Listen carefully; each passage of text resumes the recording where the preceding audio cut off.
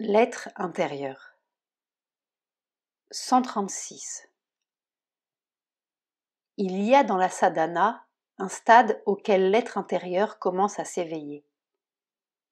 Le premier résultat en est souvent l'état composé des éléments suivants. Une sorte d'attitude de témoin qui fait que la conscience intérieure regarde tout ce qui se passe en tant que spectateur ou observateur, observant les choses, mais n'y prenant ni intérêt actif ni plaisir. Un état de sérénité neutre dans lequel il n'y a ni joie ni chagrin, rien que de la tranquillité.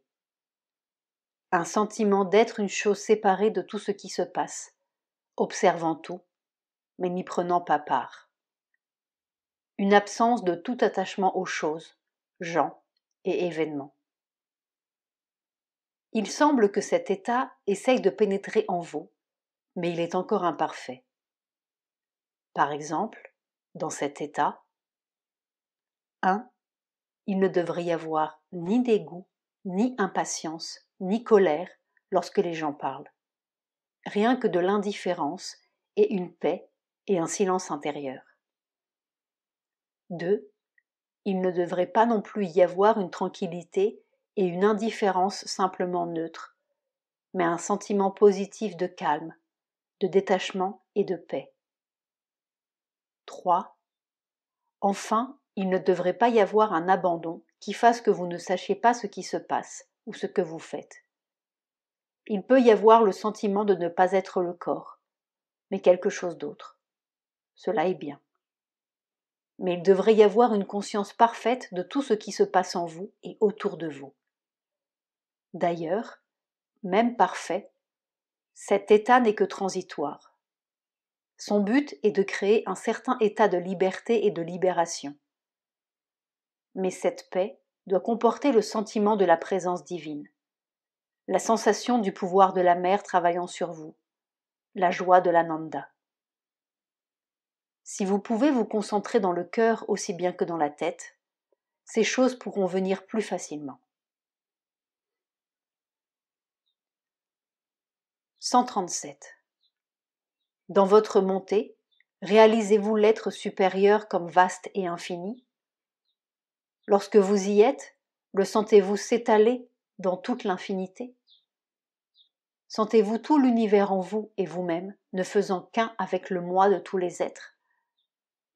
Sentez-vous l'unique force cosmique agir partout? Sentez-vous votre mental ne faire qu'un avec le mental cosmique? Votre vie ne faire qu'un avec la matière cosmique? Sentez-vous que l'ego séparateur est irréel? Que le corps ne constitue plus une limitation? À quoi cela sert-il de dire tout bonnement que l'être supérieur est vaste et infini? Est-ce que ces réalisations vous viennent lorsque vous êtes en l'être supérieur? Et sinon pourquoi? L'être intérieur s'ouvre facilement à toutes ces réalisations et l'être extérieur ne le fait pas. Ainsi, à moins que votre être intérieur ne devienne conscient de lui-même, la simple montée ne lui donne que de la hauteur, ou une vague impression d'autre plan, mais non pas ses réalisations concrètes. L'être central. 138. Le moi est essentiellement universel. Le moi individuel n'est que l'universel, tel qu'un centre individuel en a l'expérience à partir de lui-même ou en lui-même. Si ce que vous avez réalisé ne donne pas l'impression d'être l'un en tout, ce n'est pas l'Atman. C'est l'être central qui ne révèle pas encore son aspect universel en tant qu'Atman. La Kundalini. 139. La montée dans les énergies supérieures de la conscience, qui est dans les énergies inférieures, la descente des pouvoirs supérieurs et la lumière blanche indiquent une préparation encore plus poussée de l'être vital et physique, et de ses forces, par la spiritualisation des centres. 140. La force que vous avez sentie doit évidemment avoir été une montée de la Kundalini qui s'est levée pour rejoindre la force en haut et faire descendre l'énergie nécessaire afin d'atténuer la dépression et ensuite s'élever de nouveau pour renforcer les liens entre ce qui est au-dessus et les centres inférieurs. Ce qui a paru être une extension de la tête est dû à la jonction du mental avec la conscience du moi ou du divin au-dessus. Cette conscience est vaste, inimitable. Lorsqu'on s'élève en elle, la conscience individuelle rompt aussi sa limite et se sent vaste et inimitable. À de tels moments, on a souvent l'impression qu'il n'y a ni tête ni corps, mais que tout est un moi vaste et sa conscience, ou encore que la tête ou le corps n'en est qu'une circonstance. Le corps ou le mental physique est parfois surpris ou alarmé de ces expériences, parce que pour lui elles sont anormales. Mais il n'y a aucune raison de s'inquiéter. Ce sont des expériences courantes dans le yoga. 141. La sensation dans la colonne vertébrale et de chaque côté est un signe que le pouvoir de la Kundalini s'éveille. On la sent comme un courant montant et descendant. Il y a pour les courants 2 canaux nerveux principaux, un de chaque côté du canal central de la moelle épinière. Le courant descendant est l'énergie d'en haut qui vient toucher la puissance endormie dans le centre nerveux inférieur, en bas de la colonne vertébrale. Le courant ascendant est la libération de l'énergie qui monte de la Kundalini éveillée. Dans son développement, ce mouvement ouvre les 6 centres du système nerveux subtil. Par cette ouverture, on échappe aux limitations de la conscience de surface qui est liée au corps grossier, et le sadhak se voit montrer de vastes régions d'expérience propres au moi subliminal, au mental, au vital et au physique subtil. Lorsque dans sa montée à travers le sommet de la tête, la Kundalini rencontre la conscience supérieure, il se produit une ouverture des zones supraconscientes supérieures qui sont au-dessus du mental normal. C'est en passant à travers elles dans notre conscience et en recevant une descente de leurs énergies qu'il devient finalement possible d'atteindre le supramental. C'est la méthode tantrique. Dans notre yoga, il n'est pas nécessaire de passer par le procédé systématisé. Cela se produit spontanément selon les besoins et par la force de l'aspiration.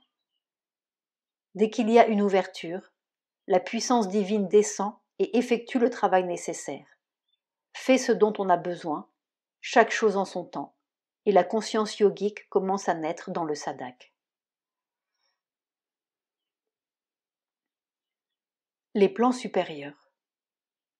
142. Les plans et le corps ne sont pas la même chose. On peut voir au-dessus de la tête tous les plans à partir du surmental jusqu'au mental supérieur. Mais il ne s'agit là que d'une corrélation dans la conscience et non d'une place dans l'espace. 143. C'est l'expérience des plans transcendants reflétés sur les plans supérieurs de la conscience, le surmental, etc., qui sont en rapport avec eux. Tout comme on peut avoir une expérience du Satchitananda et de ses plans tels qu'ils se reflètent dans la conscience mentale, vitale ou physique. Nous pouvons donc la voir là, mais sur chaque plan, cela se présente d'une façon différente. 144. Il y a quelque chose en vous qui est devenu conscient de la conscience supérieure et qui y est monté, au-dessus de la tête, là où se rencontrent la conscience ordinaire et les plans supérieurs. Il faut développer cela jusqu'à ce que la source tout entière de la conscience s'y trouve et que tout le reste soit dirigé de là, avec en même temps une libération du psychique, de telle sorte qu'il puisse soutenir l'action d'en haut dans le mental, le vital et les parties physiques. C'est l'Atman, l'être spirituel au-dessus du mental, dont silence et calme sont la première expérience. On s'aperçoit plus tard qu'ils sont infinis et éternels, non affectés par les mouvements du mental, de la vie et du corps. La conscience supérieure vit toujours en contact avec le moi. La conscience inférieure en est séparée par les activités de l'ignorance. 145. Votre expérience signifie tout simplement que vous êtes devenu conscient de votre être intérieur et du monde intérieur, et que vous vous êtes élevé à un plan supérieur de l'être, où les difficultés extérieures n'existent pas. Le but du yoga est d'établir la conscience intérieure et l'être supérieur en vous, et par leur force, de changer l'existence extérieure.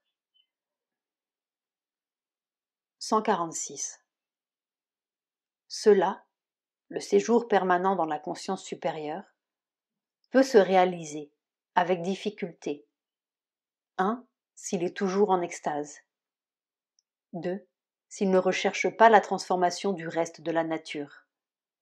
3. S'il se retranche de la vie et de l'action. 4. S'il ne laisse rien en l'être inférieur ou en l'être extérieur dériver une partie quelconque de sa conscience ramassée vers le haut pour la faire descendre ou sortir du silence supérieur. 147. La substance de la connaissance est la même sur tous les plans, située au-dessus de la tête. Mais le mental supérieur ne donne que la substance et la forme de la connaissance en pensée et en mots. Dans le mental illuminé, il commence à y avoir une lumière, une énergie particulière, un ananda de la connaissance qui se développe au fur et à mesure que l'on s'élève dans l'échelle, ou que la connaissance provient d'une source toujours plus élevée. Cette lumière, etc., sont encore assez dilués et diffus dans le mental illuminé. Cela devient de plus en plus intense, nettement défini, dynamique et efficace sur les plans supérieurs, au point de toujours changer le caractère et le pouvoir de la connaissance. 148. Le seul fait d'avoir des expériences de la conscience supérieure ne transformera pas la nature. Ou bien, la conscience supérieure doit faire une descente dynamique dans tout l'être et le transformer. Ou bien, elle doit s'établir dans l'être intérieur, jusque dans le physique intérieur, de façon que ce dernier se sente séparé du physique extérieur et soit en mesure d'agir librement sur lui. Ou bien, le psychique doit venir au premier plan et transformer la nature. Ou bien encore, la volonté intérieure doit s'éveiller et forcer la nature à changer. Ce sont les 4 façons dont un changement peut s'effectuer. Expérience psychique dans le yoga. Sri Aurobindo.